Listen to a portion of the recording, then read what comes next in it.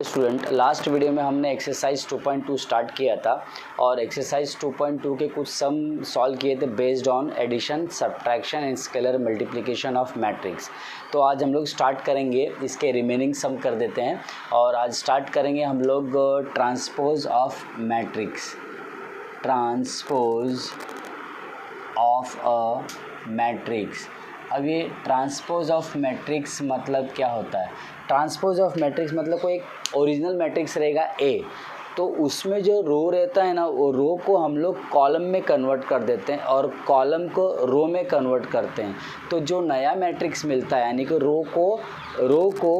रो को कॉलम में कन्वर्ट करने के बाद में जो नया मैट्रिक्स मिलता है उसको बोलते हैं transpose of a matrix. Example से स्टार्ट करता हूँ। सपोज अपन ने कोई एक मैट्रिक्स लिया, सपोज ए, इसके एलिमेंट्स है 5 6 7 8 9 10 और इसका ऑर्डर जो है, ये कितने रोज़ है? 2 rows are there and 3 column. 2 rows and 3 column, ठीक है। अभी सपोज मुझे इसका ट्रांसपोज निकालना है, तो मैं इसको मैथमेटिकली लिखता हूँ ए और raise to T. A raise to T का मतलब होता है transpose of matrix, transpose of A, या फिर इसको ए डैश भी बोल सकते हैं, ऐसे भी बोला जाता है, ए डैश भी बोलते हैं, या फिर ए ट्रांसपोज ऐसे भी बोल सकते हैं, ठीक है। अब सपोज मुझे इसका ट्रांसपोज निकालना है, जैसे मैंने बताया था, मैं क्या करूँगा इसमें कि जो रो में नंबर है, रो में नंबर क्या है? 5 6 7, ये रो है, I will make it column. ये रो है, I will make it column, ठीक है। तो जैसे 5 6 7 है, तो रो को मैं बनाऊंगा column, that is you will get 5 6 7, फिर बाद में 8 9 10, ये रो है तो ये कॉलम बना देता हूँ, 8 9 10। तो इसका ऑर्डर कितना हो गया? इसका ऑर्डर इसका उल्टा हो गया, 3 rows and 2 column, 3 rows and 2 column, ठीक है। तो इसको बोलते हैं ट्रांसपोज ऑफ अ मैट्रिक्स, ठीक है। तो 2 एग्जांपल और देता हूँ आपके सामने। सपोज़ ये तो फर्स्ट एग्जांपल हो गया, तो ट्रांसपोज तो आपको मालूम पड़ गया, यानी कि हम लोग यहाँ पर बोलेंगे 80 इज़ ट्रांसपोज ऑफ ए, बराबर है। अच्छा, दूसरा एग्जांपल और ले लेता हूँ मैं।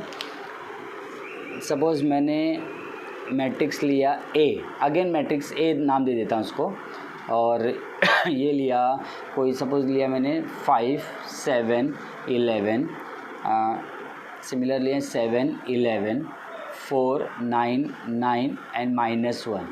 ये इसका ऑर्डर क्या है? 3/3 है। इसका सपोज़ मुझे क्या बनाना है? ट्रांसपोज बनाना है, तो 80 लिख देता हूँ मैं इसको, ठीक है। अभी इसका मैं जब ट्रांसपोज बनाऊँगा, मतलब मैं क्या करूँगा, इसको जो रो है, ये रो को क्या कर दूँगा? कॉलम। तो ये हॉरिजॉन्टली लिखा, मैं वर्टिकली लिखूँगा, तो वर्टिकली जब लिखूँगा तो क्या बन जाएगा बताओ? 5 7 11, तो 5 7 11 इन कॉलम। सिमिलरली सेकेंड वाला 7 4 9, रो वाइज है, अपन कॉलम वाइज लिखेंगे, तो 7 4 9 11 9 -1, ये रो वाइज है, कॉलम वाइज 11 9 -1। यानी मैंने क्या किया था यहाँ पे?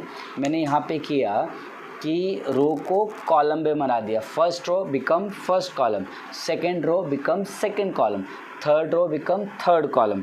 तो इसका ऑर्डर ज़रा देखिए, इसका ऑर्डर 3/3, इसका ऑर्डर चेंज हुआ क्या? नहीं, इसका ऑर्डर चेंज नहीं हुआ। और दूसरी देखने वाली बात ये है, ज़रा एलिमेंट देखिए ना, ये इसका पोजीशन क्या? A11, तो A11 पे जो नंबर है, A11 इसका जो नंबर है और इसका A11 जो नंबर जो है, ज़रा कंपेयर करिए, सेम है, ठीक है। या कोई भी रैंडमली करस्पॉन्डिंग एलिमेंट देखो, 4 4 9 9 -1 -1 9 9 11 11। इसका मतलब ये है कि हमने ट्रांसपोज कर दिया, हमने ट्रांसपोज करने के बाद में ट्रांसपोज किया, ट्रांसपोज करने के बाद में भी एलिमेंट सेम ही है, मतलब इसका मतलब A is equals to AT है इन दिस केस।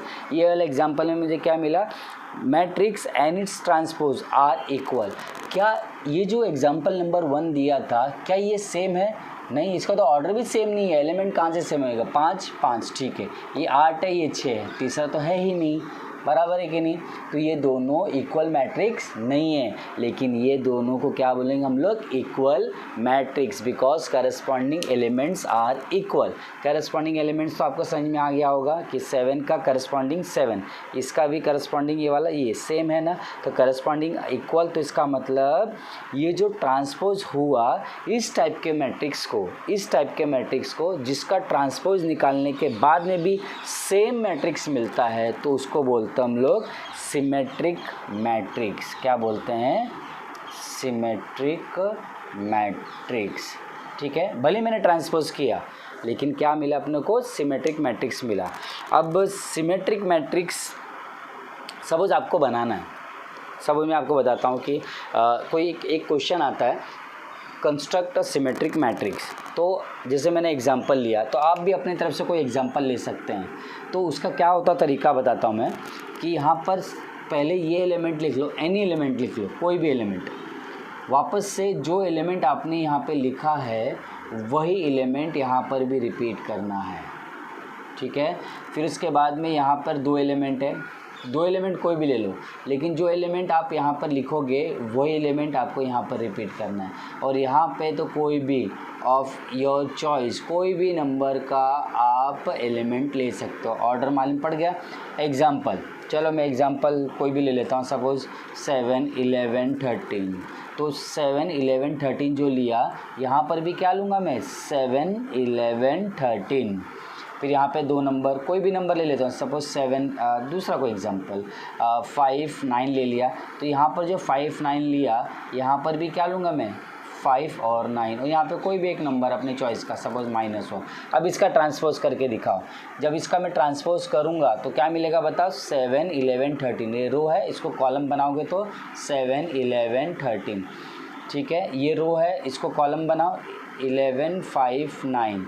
ये रो है, इसको कॉलम बनाओ 13, 9, -1। ज़रा कंपेयर करो, यस दोनों इक्वल है, इक्वल मैट्रिक्स हो गया। बराबर है कि नहीं, आपको मालूम पड़ गया।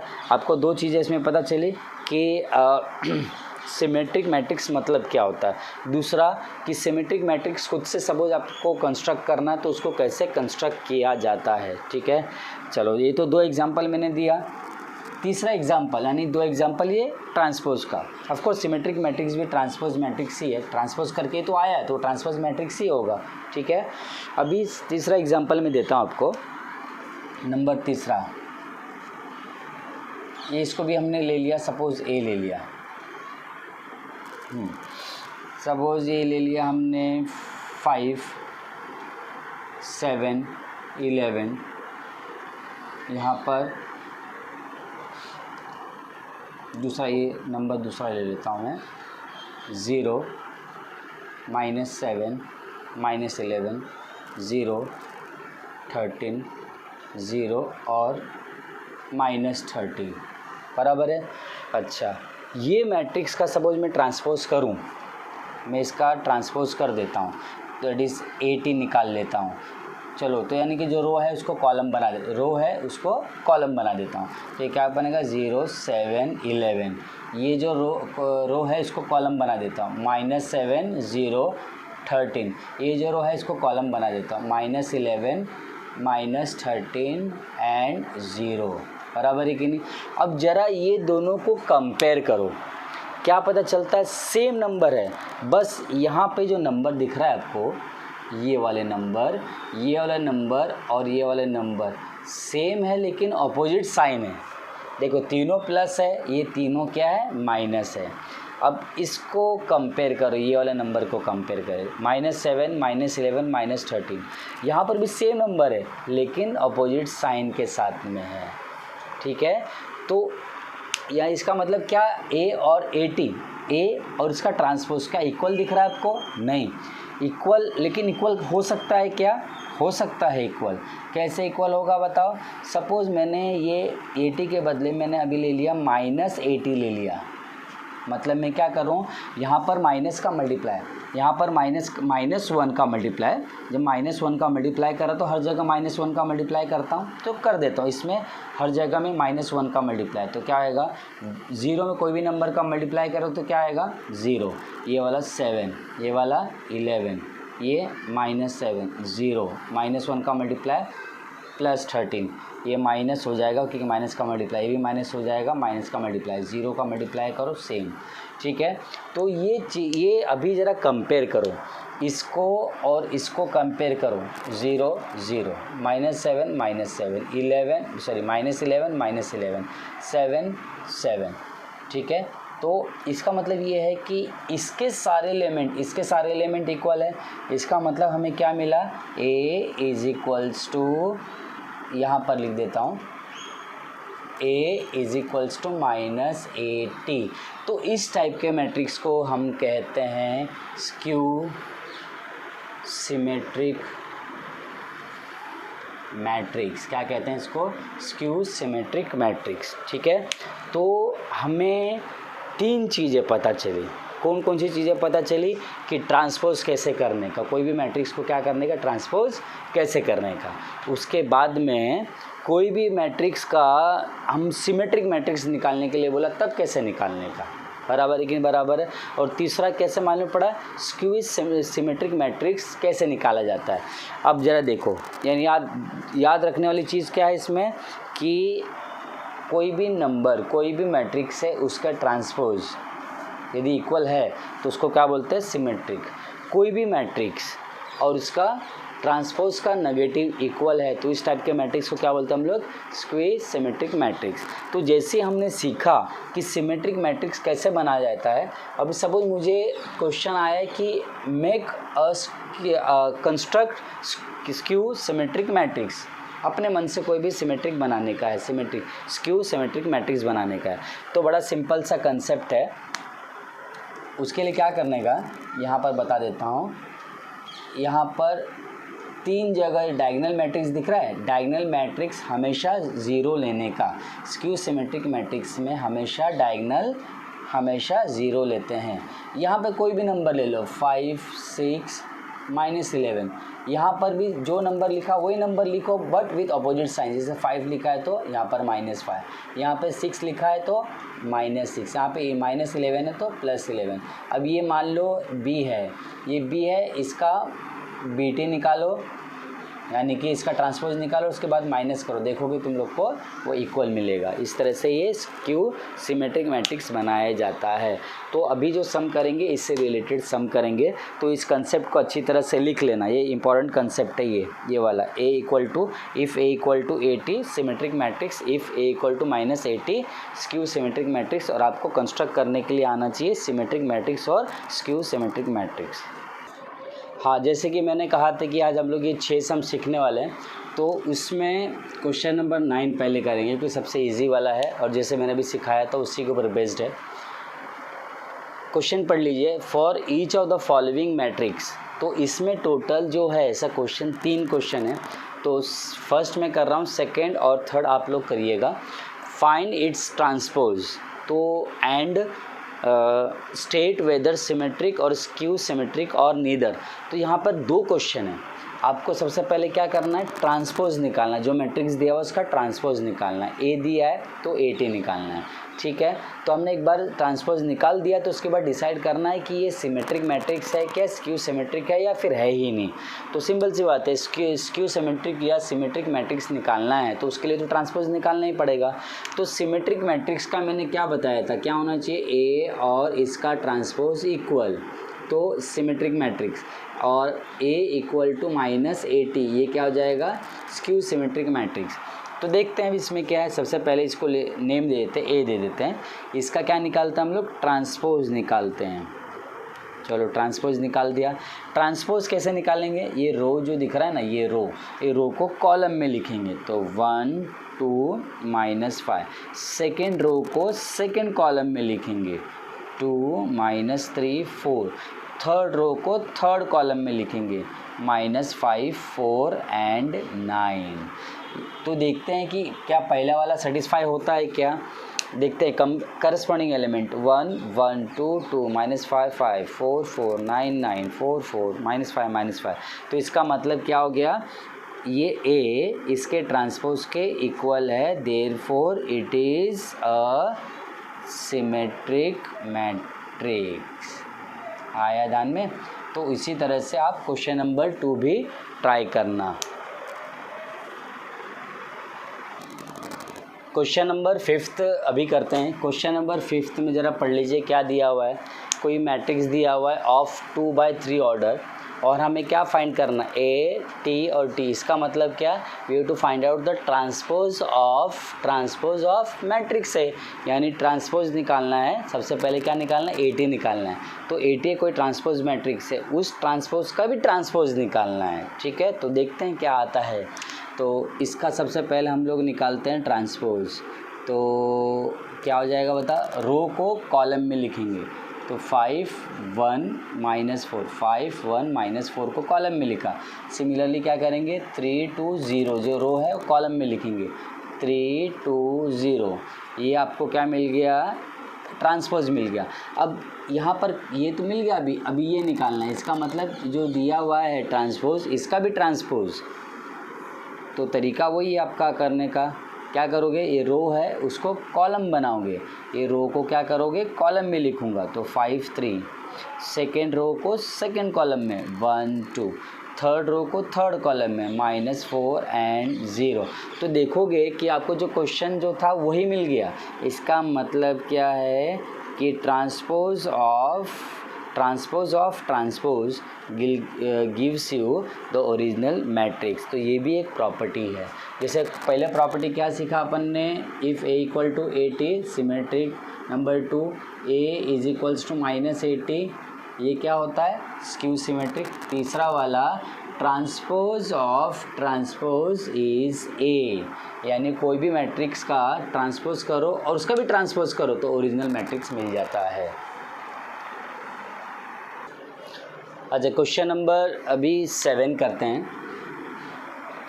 7 में क्या दिया हुआ है, we have to find A B C. तो पहले लोकेट कर लेते हैं ए बी सी कहाँ है। तो ये रहा ए, ये बी और ये सी। अपने को इसका न्यूमेरिकल वैल्यूज़ फाइंड करना है। और क्या दिया हुआ है, जो ये मैट्रिक्स है, मान लेते ये मैट्रिक्स ए है। सपोज़ ये मैट्रिक्स हमने ले लिया, ए ले लेते हैं। 1 b -4, 3/5 -5 c, a -7 0 बराबर है। ये मैट्रिक्स को हमने ए ले लिया। और क्या दिया हुआ है, जो ए मैट्रिक्स है ये सिमेट्रिक है। पहले वाले क्वेश्चन में क्या अपने को बताना था कि सिमेट्रिक है या नहीं है। तो हम क्या करते थे, ए निकालते थे, उसका ट्रांसपोज निकालते थे। If they are equal then the matrix is a symmetric matrix. लेकिन अभी ऑलरेडी दिया हुआ है, जब ये सिमेट्रिक मैट्रिक्स है तो इसका मतलब हम लोग ये वाला प्रॉपर्टी यूज़ कर सकते हैं।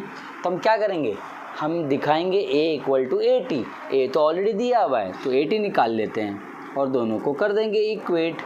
तो ए टी जो है इसका ट्रांसपोज क्या करेंगे, ये जो है रो को बनाएंगे कॉलम। तो ये रो जो है कॉलम में लिखा जाएगा 1 3/5 ए। ये row second column, b -5 -7, third row third column -4 c 0। फिर उसके बाद क्या लिखेंगे, since given that matrix is symmetric. जब मैट्रिक्स सिमेट्रिक है इसका मतलब क्या है, a equal to A T. अब a का वैल्यू क्या है, मतलब a मैट्रिक्स ये वाला, तो ये वापस से लिख देंगे। a 1 3/5 a, b -5 -7 -4 c 0 equal to A T, मतलब ये वाला ट्रांसपोज मैट्रिक्स। तो इसको लिख देंगे 1 3/5 a, b -5 -7 b -5 -7 -4 c 0 -4 c 0। अब दोनों इक्वल है। अब कोई भी दो मैट्रिक्स इक्वल होता है, याद रखना, कोई भी जब दो मैट्रिक्स इक्वल होंगे ना तो कब होते हैं, क्योंकि जब उनके करस्पॉन्डिंग एलिमेंट इक्वल होंगे। करस्पॉन्डिंग एलिमेंट इक्वल का मतलब क्या है कि जब ये जो नंबर है ये इसके इक्वल होगा, ये वाला नंबर ये इक्वल इसके इक्वल है, ये वाला नंबर इसके इक्वल है, तो उसको कंपेयर करके हम ए बी सी का वैल्यू निकालेंगे। तो देखते हैं, पहले लोकेट कर लेते हैं ए बी सी का। ए इधर है, बी इधर है, सी इधर है। तो हम क्या करेंगे, we will compare, we will equate the corresponding element. इसका करस्पॉन्डिंग एलिमेंट किधर है, ये वाला, तो ए का वैल्यू मिल गया। बी का करस्पॉन्डिंग एलिमेंट कौन सा है, राइट में, ये वाला, बराबर। इसका पोजीशन क्या है, this belongs to second row, second row first column, तो A21, तो इसका A21 ये रहा। ये सी, ये क्या है, इसका पोजीशन क्या है, this is third row second column, तो A32 ये, और इसका A32 ये रहा। तो हम क्या करेंगे, we are going to comparing the corresponding element, तो अपनों का वैल्यू मिल जाएगा। सो देयरफॉर लिखने का इक्वेटिंग या comparing, equating the corresponding elements, हमें क्या मिलेगा, ए का value -4, A is equals to -4, B का वैल्यू 3/5 एंड सी का वैल्यू है -7। ठीक है। हाँ, क्वेश्चन नंबर 8 क्वेश्चन नंबर जब भी 7 किया, 7 में क्या था, तुमको ABC निकालना था और जो मैट्रिक्स था वो सिमेट्रिक मैट्रिक्स था। इसमें क्या है, स्क्यू सिमेट्रिक मैट्रिक्स है, ये ए मैट्रिक्स मान लो और स्क्यू सिमेट्रिक है, तो मतलब हमें क्या करना पड़ेगा, ए को इसके ट्रांसपोज के माइनस से कंपेयर करना पड़ेगा, तब जाके आएगा, बराबर। स्क्यू सिमेट्रिक का है, तो सबसे पहले हम क्या करेंगे, इसको कंसिडर कर लेते हैं ए, सपोज दिस इज़ ए, तो 0y 3/2 minus 5i 0 minus √2 x z 0। अभी इसका ट्रांसपोज निकाल लेते हैं, फिर उसके बाद में उसका माइनस निकालेंगे, फिर कंपेयर करेंगे। तो इसका ट्रांसपोज मतलब रो को कॉलम में बना देते हैं, 0 माइनस 5i, और ये रो सेकेंड रो को second column, y 0 z, third row को थर्ड कॉलम, 3/2 माइनस √2 एंड 0। ये आपका बन गया 80, डेट इज़ ट्रांसपोज। अभी नेगेटिव ऑफ ट्रांसपोज, अब नेगेटिव ऑफ ट्रांसपोज मतलब क्या होगा, जो ये 80 है, 80 का वैल्यू ये है, तो इसके माइनस का वैल्यू क्या आएगा, माइनस से मल्टीप्लाई, माइनस का मल्टीप्लाई मैंने इधर किया, -1 का मल्टीप्लाई, तो -1 का मल्टीप्लाई इधर भी करूँगा हर जगह, तो 0 0 0 में मल्टीप्लाई करूँगा तो 0 ही आने वाला, तो उसका कोई चेंज नहीं हो रहा है, तो 0 ये हो जाएगा -y, ये वाला -3/2, ये वाला, जब माइनस ऑलरेडी है तो माइनस का जब मल्टीप्लाई करूँगा तो क्या हो जाएगा बताओ, ये हो जाएगा +5i 0, जब ये माइनस है इसका मल्टीप्लाई करूँगा माइनस से तो क्या हो जाएगा, पॉजिटिव हो जाएगा। सो माइनस माइनस और ये 0 एज इट इज, तो -x -z 0। फिर उसके बाद क्या लिखेंगे हम, जो गिवन है, क्या गिवन है, it is a skew symmetric matrix. तो since A is skew symmetric matrix, इसका मतलब क्या, इसका मतलब ये है कि a = -80, मतलब कोई मैट्रिक्स का नेगेटिव ट्रांसपोज इक्वल है, a कोई मैट्रिक्स है तो a ये रहा, इसको लिख लेते हैं, 0y 3/2, फिर बाद में -5i 0 माइनस √2, ये x z and 0 equal to ये -80, तो -80 ये है ना, इसको लिख लेता हूँ मैं, तो ये क्या हो जाएगा बताओ, 0 -y -3/2, ये वाला 5i 0 √2 -x -z 0। अभी लोकेट कर लेते हैं, हमको अभी क्या क्या वैल्यू चाहिए, हमें किसकी वैल्यू चाहिए, x y z की, तो x ये रहा, y ये रहा, z ये रहा, इसके करस्पॉन्डिंग एलिमेंट क्या होंगे, ये x जो है LHS का, इसका करस्पॉन्डिंग एलिमेंट ये रहा, कंपेयर करो, x का वैल्यू मिल गया, क्या है x का वैल्यू, -3/2। तो हम क्या लिखेंगे, कंपेयरिंग रिलेटिव टर्म या कंपेयरिंग करस्पॉन्डिंग एलिमेंट, या कंपेयरिंग के बदले इक्वेटिंग भी लिख सकते हैं, करस्पॉन्डिंग एलिमेंट्स, तो हमें क्या मिलेगा, x इज इक्वल्स टू -3/2। अच्छा y को कंपेयर करो तो y का वैल्यू क्या आ गया, y इज़ 5i और z इक्वल टू क्या हो गया, z is equals to root of 2। इस तरह से अपने को ये वैल्यूज़ मिल गए हैं। Thank you. अच्छा, तो क्वेश्चन नंबर 13 में भी आपको x, y और z का वैल्यू निकालना है, लेकिन पहले वाले सम में x, y, z का वैल्यू निकालने के लिए जो कंडीशन था, इसमें कंडीशन अलग है।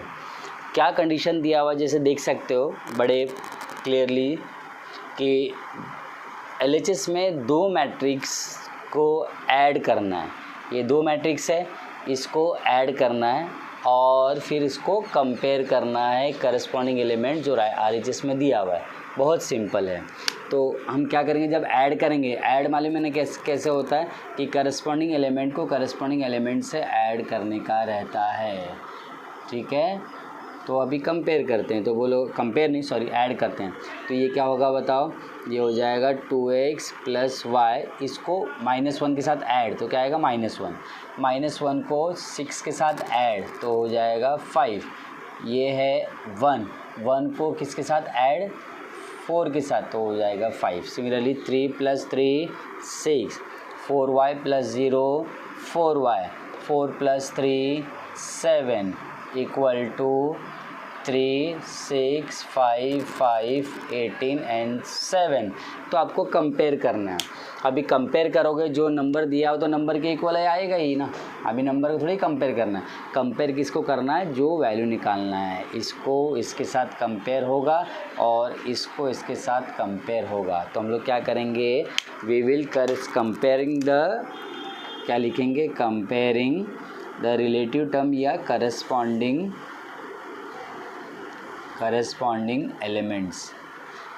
एलिमेंट्स को करेंगे। तो दैट मीन्स ये इसके इक्वल हो गया, यानी 4y = 18। तो y का वैल्यू निकल गया, 4 यहाँ पर मल्टीप्लाई कर रहा है, 18 के यहाँ पे जाके डिवाइड करेगा, 18/4, 2 2 ज़ा 2 9 ज़ा, तो y का वैल्यू कितना हो गया, 9/2 हो गया, बराबर है।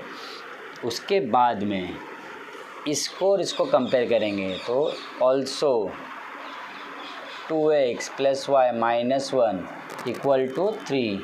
तो यहाँ पर क्या करना है आपको कुछ नहीं करना, बस यहाँ पे y के बदले y का वैल्यू लिखना है। y का वैल्यू कितना आया था, 9/2, तो 9/2 - 1 = 3। तो x का वैल्यू निकाल लेते हैं। तो x का वैल्यू के लिए -1 उधर लेके जाओ, जब -1 उधर गया तो क्या आएगा, 4 हो गया। सो 2x = पूरा फ्रैक्शन को उठा के उधर लेके जाओ, हमें x का वैल्यू निकालना है ना, तो 9/2 को उधर लेके जाओ, तो क्या हो जाएगा, 4 - 9/2। अभी अपॉन 1 क्रॉस मल्टीप्लाई, सो 2x = 4 2 ज़ा 8, 8 - 9, 8 - 9 इज़ -1/2। ठीक है, क्रॉस मल्टीप्लाई किया, बाकी कुछ नहीं। 4 2 ज़ा 8, 4 2 ज़ा 8 -1 9 9 ज़ा 9/2, so this is -1/2।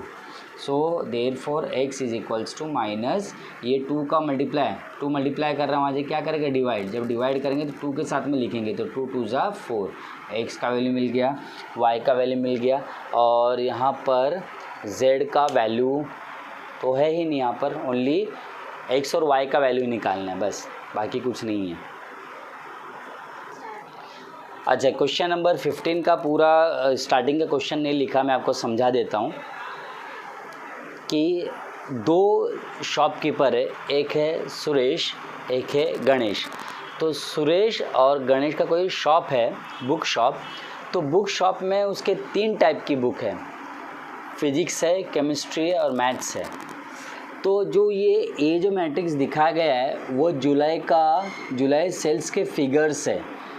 मतलब ये है कि सुरेश ने अपने शॉप में फिजिक्स की, केमिस्ट्री की और मैथ्स की इतनी क्वांटिटी की, इतने रुपीस की बुक बेची, यानी फिजिक्स की 5600 की बेची, केमिस्ट्री की 6750 की बेची, मैथ्स की 8500 की बेची।